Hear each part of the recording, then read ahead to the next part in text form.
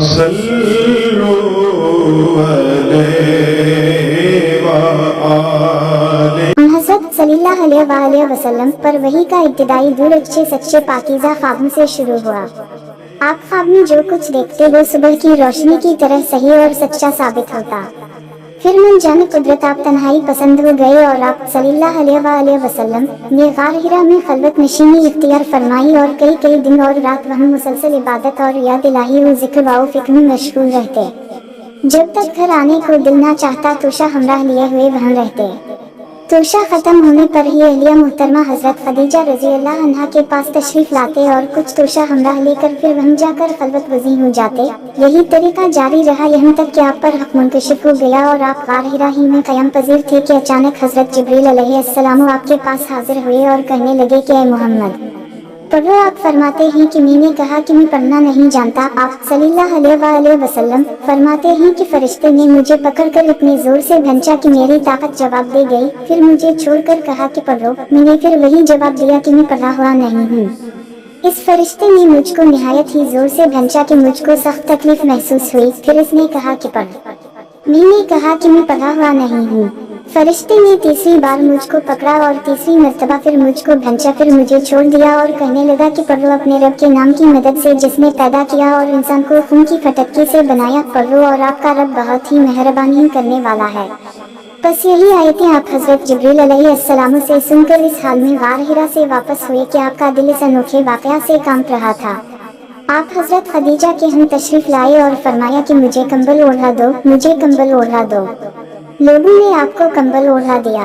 جب آپ کا ڈر جاتا رہا تو آپ نے اپنی زوجہ محترمہ حضرت خدیجہ رضی اللہ عنہا کو تفصیل کے ساتھ یہ واقعہ سنایا اور فرمانے لگے کہ مجھ کو اب اپنی جان کا خوف ہو گیا ہے۔ آپ کی اہلیہ محترمہ حضرت خدیجہ رضی اللہ عنہا نے آپ کی ڈھارس بندھائی اور کہا کہ آپ کا خیال صحیح نہیں ہے۔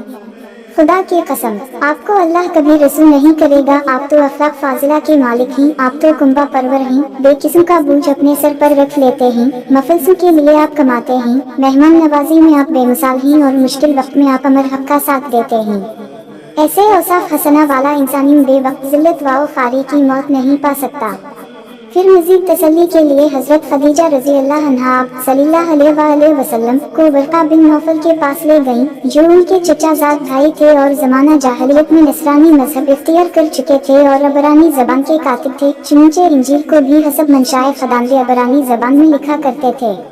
انجیل سریانی زبان میں نازل ہوئی تھی، پھر اس کا ترجمہ عبرانی زبان میں ہوا۔ ورقہ اسی کو لکھتے تھے۔ وہ بہت بوڑھے ہو گئے تھے، یہاں تک کہ ان کی بینائی بھی رخصت ہو چکی تھی۔ حضرت خدیجہ رضی اللہ عنہا نے ان کے سامنے آپ کے حالات بیان کیے اور کہا کہ اے چچا زاد بھائی، اپنے بھتیجے محمد صلی اللہ علیہ وسلم کی زبانی ذرا ان کی کیفیت سن لیجئے۔ وہ بولے کہ بھتیجے آپ نے جو کچھ دیکھا ہے اس کی تفصیل سناؤ۔ چنانچہ آپ صلی اللہ علیہ وسلم نے از اول تا آخر پورا واقعہ سنایا، جسے سن کر ورقہ بے اختیار ہو کر بول اٹھے کہ یہ تو وہی ناموس معزز رازدان فرشتہ ہے جسے اللہ نے حضرت موسیٰ علیہ السلام پر وحی دے کر بھیجا تھا۔ کاش میں آپ کے اس عہد نبوت کے شروع ہونے پر جوانوں میں ہوتا، کاش میں اس وقت تک زندہ رہتا جبکہ آپ کی قوم آپ کو اس شہر سے نکال دے گی۔ رسول کریم صلی اللہ علیہ وسلم نے یہ سن کر تعجب سے پوچھا کہ کیا وہ لوگ مجھ کو نکال دیں گے؟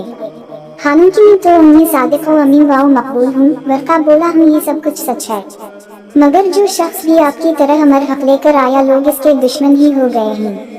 اگر مجھے آپ کی نبوت کا وہ زمانہ مل جائے تو میں آپ کی پوری مدد کروں گا۔ مگر ورقہ کچھ دنوں کے بعد انتقال کر گئے، پھر کچھ عرصہ تک وحی کی آمد موقوف رہی۔